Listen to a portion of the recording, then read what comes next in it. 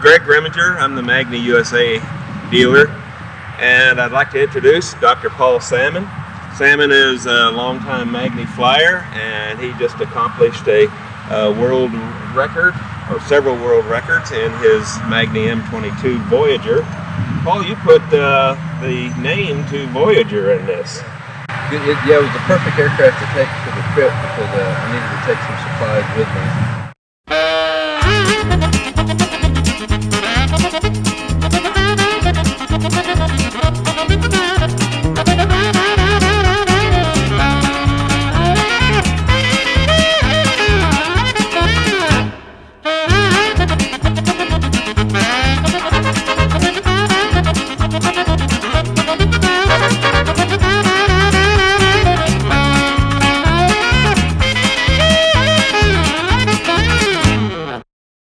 The other advantage to it is they don't have rear controls. I didn't have to try to deal with removing the rear controls to be able to retrofit the aircraft with a fuel tank, and that worked out quite nicely.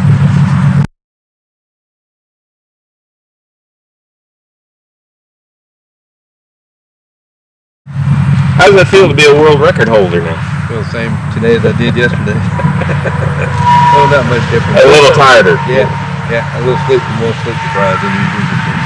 What is the record, or records that you broke? Actually, it was a total of 6 records. The ones that I was really concentrating on, the ones that meant the most to me, was the transcontinental record. So I got the eastbound transcontinental record, the westbound transcontinental record, and then round-trip transcontinental record. In addition to that, the NAA sanctions what's called speed across a recognized course. So that would have been from Torrance, California to Jacksonville, Florida, and Jacksonville, Florida back to Torrance, California, and then also the round trip as well. So it's actually a total of 6 records. Wow. What is the NAA?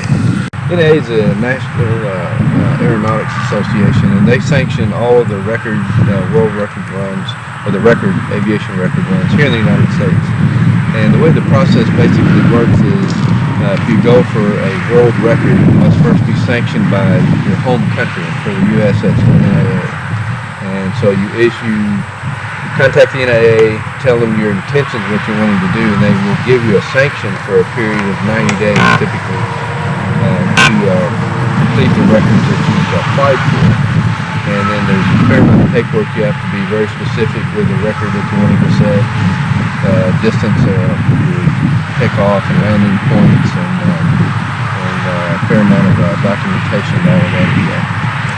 Why did you want to set the coast-to-coast record?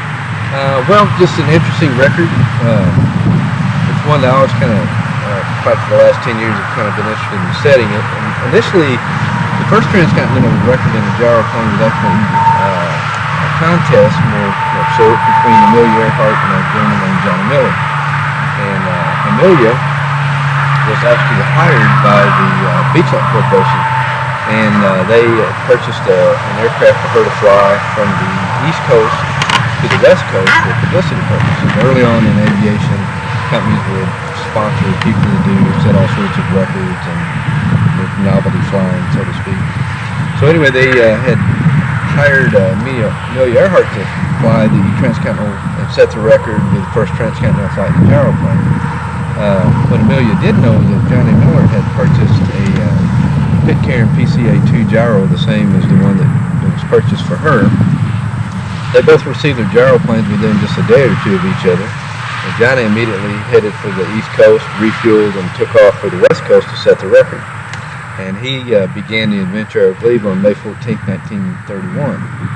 Amelia stayed and, for publicity's sake, hung around until about the 29th of May. And didn't even depart on her effort until the 29th of May. Well, interestingly enough, Johnny Miller had landed on the 29th of May on the West Coast and set the record. So Amelia, upon arriving there in mid-June, found out that she didn't have the record, that Johnny had already beat her to it. So. And what's the significance of the name Missing Link 2 that you named your gyro? Yeah, interestingly enough, Johnny had named his aircraft the Missing Link, and that was based on a Fortune magazine article that came out, I believe, in September 1930. And the name of the article was Gyro's The Missing Link, the missing link between helicopters and airplanes. And so he kind of adopted the name and named his aircraft Missing Link. So I just named mine Missing Link too. And you did this for another purpose too, to bring a light to ALS. Right. One of my students, Dr. Scott Gibbs, who's a neurosurgeon here in Cape Girardeau, I had taught Scott how to fly probably about 3 years ago, 4 years ago now. And so we had always talked about making, I do a fair number of West Coast runs in helicopters and occasionally go to Florida in helicopters. And he always wanted to do a long cross country flight with me. So I thought this was a perfect opportunity to take some flags with me. And I took 100 U.S. flags, and I'll have my wife put them in a shadow box and put a picture of the aircraft on the back, and we'll sell them for $100 a piece, and we'll donate the money to ALS. Can I buy a flag? Absolutely. You got one. You got flag number 1 there. Flag number 1. And if anybody wants to make a donation to this, how do they contact you? Yeah, they could contact me on the Cape Copters website. Would be either way to do it, or you could just call my and my phone number is on the Cape Copters website, as is our mailing address. So give the number is 573-270-5388. Just give me a call, and I'll be happy to look it up. Or that's capecopters.com. Yeah, capecopters.com. And how high is the bar that you set here now? What is the record that you set, and what records did you beat? Right. The existing record was set by a gentleman named Andy Keach. A very nice gentleman that actually, the day after I set the record, I spent the afternoon with him and his wife having lunch. And just great guy. Wife was just golden as well. But he set a record.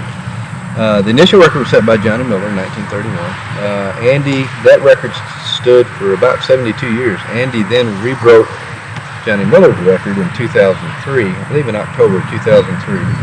And it took him a little longer than 19 days. It took him 19 days and so many hours to complete the record. To go cross country and back.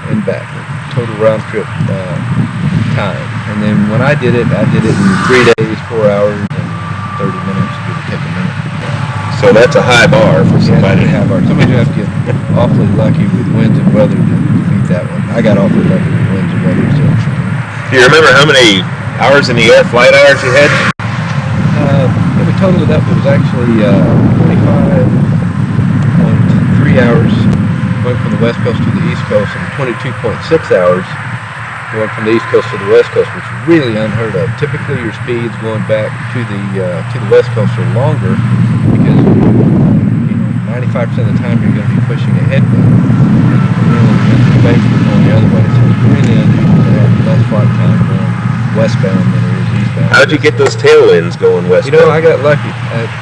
One thing that could have been a disaster turned out to be a blessing, and that's weather. And, I ended up going in and around several thunderstorms that produced some significant tailwinds, which could have very easily weathered me in, and I'd have been stuck on the ground maybe hours or maybe days sometimes. So what turned out that could have just killed the entire attempt actually helped. And you had weather radar, XM weather radar on your job. XM weather radar. I had the ability to receive text from people helping me out on looking ahead at the weather and providing some guidance there as which tracks would be better than others. So that helped a lot. It's going to be difficult for someone to break that, just because having favorable weather for a 3 or 4 day period all the way from one coast to the other is difficult to get sometimes. How was this all tracked and verified? Well, as far as the NAA is concerned, they have, as far as documenting the flight itself, they will have the air traffic controllers at each end of the flight actually document the time that you depart down to the second, and then the time that you arrive on the other end is documented as well. The controllers then fill out a form, and they send that form directly into the NAA for verification. That whole process takes about 30 days from the time you actually do the record trip until it's verified. So you won't know your actual record times to the minute or second for a while. Yeah. You went a southern route down to along I-10. Why did you choose that route? Yeah, again, that was due well, not primarily, but entirely due to weather. Initially, I was going to stop in Midland, Texas. However, when I ended up about when I was about 50 miles west of El Paso, I just made the decision that there was too much weather in the Midland area. It was pretty much totally occluded on up into Oklahoma, and there was a system of precipitation went all the way down to right north of Van Horn, Texas. So I decided I was going to have to, when I got to El Paso, I'd have to turn and go south, and I did that. Went to Van Horn, Texas, and about the time that it was becoming dark outside, I went ahead and scooted over and picked up I-10 and followed it through to Fort Stockton, Texas. When I got to Fort Stockton, Texas, I had lightning on both sides of the interstate. I still hadn't encountered any precip, and I figured it was time to cut my losses and land at Fort Stockton and wait for that to go by. So landed at Fort Stockton, was on the ground, slept for about 3 or 4 hours, I guess, at Fort Stockton. And got up about 1:30 a.m., 2 o'clock a.m. or so, walked outside, and it was clear skies, looking at the stars. So I continued on down I-10 and went to Junction City, Texas. At what time of night was this? This was between 1:30 or 2 o'clock in the morning. I flew until right at 4 o'clock in the morning, 4:30, and landed at Junction City, Texas. I-10 unfortunately takes about a 45-degree right turn to the south, and I didn't want to do that. It was going to take me too far off my course line. And directly east of Junction City is just a black abyss. There's nothing out there. There's no light sources. There's no roads. So once again, I decided just to land and get some more sleep. So I ended up on the ground at Junction City for about an hour and a half, and refueled the aircraft and then slept in the gyro. I slept in the front seat. It's actually not that bad. I've had a few motel beds that were worse, probably. But anyway, slept in the front of the aircraft and was just waiting for the sky to start to lighten up. And as soon as the sky had started to lighten, when I knew I had sunrise coming, I fired it up and took off again eastbound. So,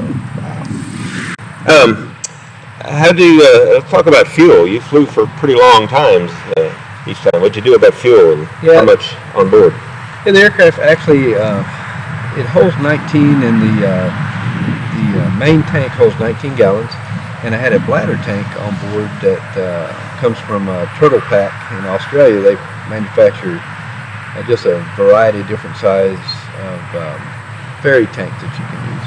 So I got a 33-gallon ferry tank that sits nicely. It's designed to sit upright in a seat in a helicopter or airplane or whatever. That fit quite nicely in the rear seat.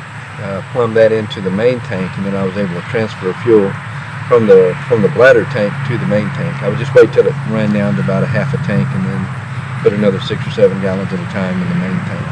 And you would, so you had about 53 about 52 gallons of fuel, and my fuel burn was probably around 6 gallons an hour, maybe a little bit more. So I had at least 8 hours fuel range on board, probably closer to 9. About the longest I flew was a little more than 6 hours. I think I flew 6.5 hours at one time between Junction City. When I took off from there, I flew all the way to Bogalusa, Louisiana, which was about 6.5 hours. Long time sitting in the seat. Yes, it was. Any special techniques? Were you extremely heavy or takeoff cruise? Did you have any strategies there? Not really. Actually, it just took pretty much a normal takeoff process. The tank in the rear seat weighed about as much as your average issue American. It's about 200 pounds for the weight of the tank and the pump itself and the fuel inside, around 200 to 210 pounds. So really the performance of the aircraft was not unlike it would be with just 2 passengers in the aircraft. So. And you didn't have to carry a lot of other stuff in your storage. Yeah, I carried quite a bit of stuff. I took a lot of stuff I turned out not needing. I've still got about 6 quarts of oil on board the aircraft that I didn't use at all. I ended up going all the way across the country and back and flying about 7,000 miles, I think, in total. Maybe closer to 8. I'd have to do the math on it real quick, but I used less than a quart of oil. That's 7,000 or 8,000 miles. And cruising, what kind of speeds? And I'd start out when I was loaded for bear, so to speak, full of fuel. I'd have an indicated airspeed of about 95 miles an hour, and by the time I'd get my fuel burn down to where I had 30 or 40 gallons of fuel or less, my speed would start to pick up pretty appreciably, and I'd be up to about 110 miles an hour indicated in level flight towards the end as you're getting lower on fuel. And I think you said if you just calculate out the time and the fuel, or the fuel used, you were burning somewhere around 6 gallons an hour. Right, around 6 gallons an hour, and I probably averaged about 100 miles an hour. What about altitude? You're known for not staying low all the time. Yeah. Well, I went to most of my altitudes were only about generally about 3,500 feet or below, and the reason being is because the winds were favorable at low altitude. The nice thing is that the Garmin that I had a Garmin 796, and it was used frequently, basically to try to figure out what best altitude for the winds would be. And as luck would have it, most of the winds were at 3,000 feet. So I was typically at 3,000 feet, sometimes lower. Sometimes surface winds were the most desirable.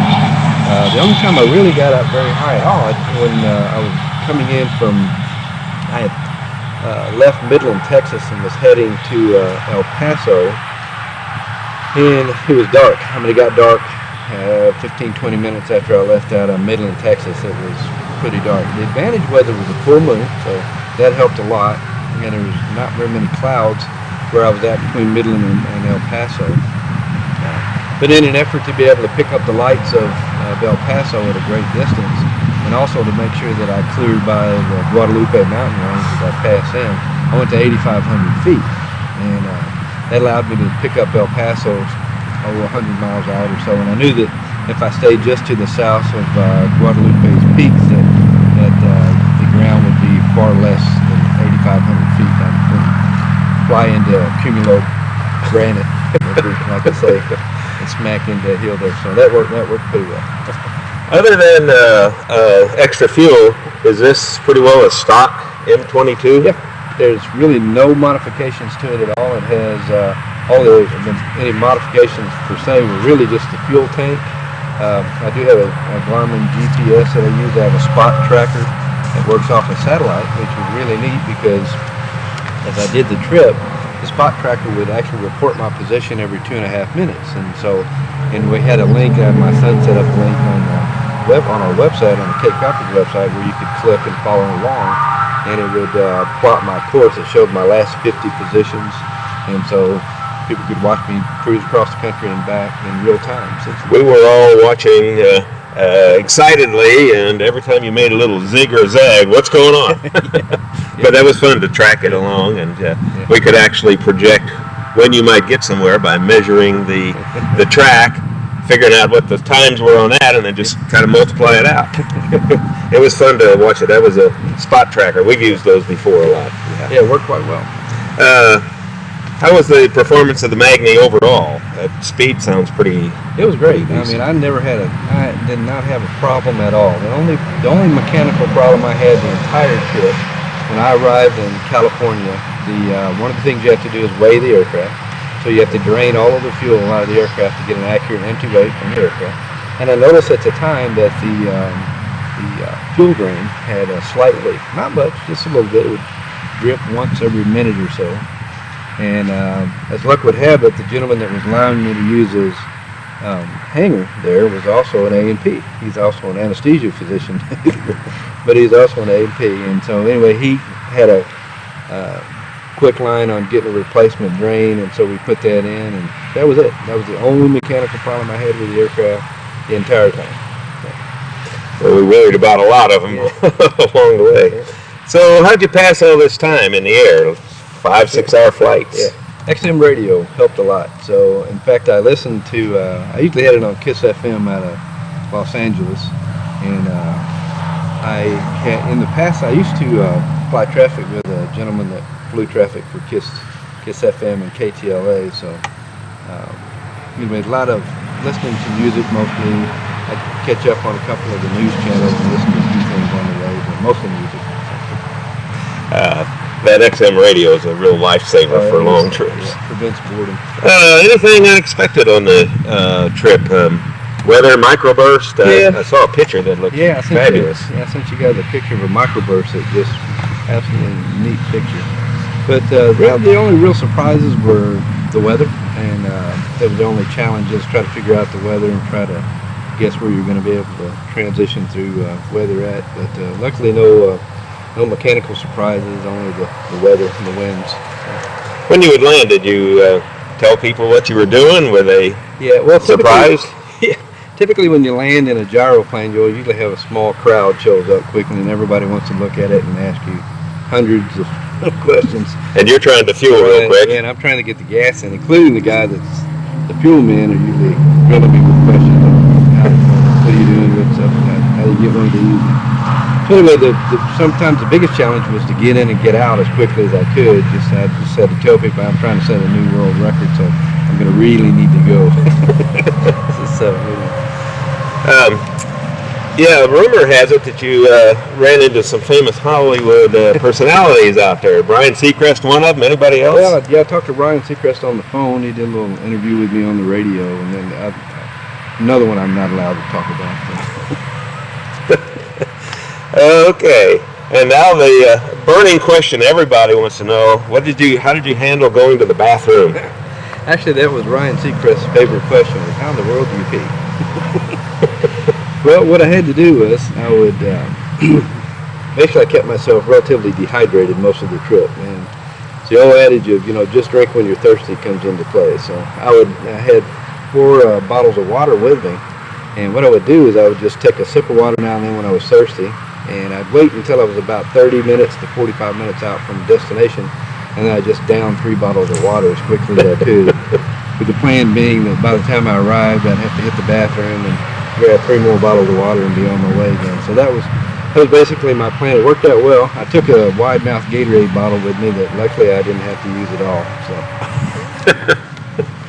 And okay, what's next now? Well, I have one more record that I'd really like to beat, and basically it's distance without landing. And I think I can actually beat that record. Interestingly enough, the gentleman that owns most of the records in gyroplanes, again, is Andy Keach, and he's the one that set the record in 2003, the one that I just broke, and then he also still owns the distance without landing. So, interestingly enough, I don't know if I mentioned it, but I spent the afternoon with Andy, and so I let him in on the secret. I'm intending to break his other record. He didn't. Did he start crying or anything? He didn't. He didn't slap me or anything, so I guess we're still good. Yeah.